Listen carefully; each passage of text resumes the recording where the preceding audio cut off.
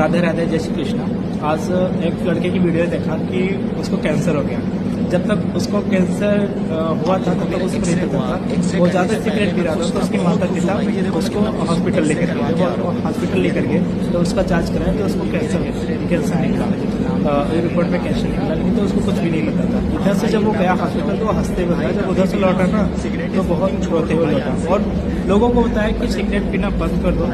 आप सबसे मैं भी गुजारिश करता हूँ कि आप भी सिगरेट पीना बंद कर दो। जो मेरे दोस्त भी है बहुत से लोग जो सिगरेट पीना आरम्भ किए हैं, क्योंकि अभी यही उम्र है 24 से 25-30 साल की उम्र में बहुत ज़्यादा लोग सिगरेट पी रहे हैं। तो हम आप सबसे विनती करते हैं कि सिगरेट पीना बंद कर दो। मैं अभी वीडियो दिखाने वाला हूँ। मैं वीडियो देख के काफ़ी इमोशनल हो गया और उस वीडियो को देख के मैं रवाई आ गया, क्योंकि वो बंदा जब लौट रहा था तो रोते हुए लौटा, क्योंकि उसको नहीं पता था कि वो कैंसर है। जब वो हॉस्पिटल गया उसका एक्सरे निकला तो उसको पता चला कि कैंसर है। उसके माता पिता ज़बरदस्ती लेकर गए थे उसको।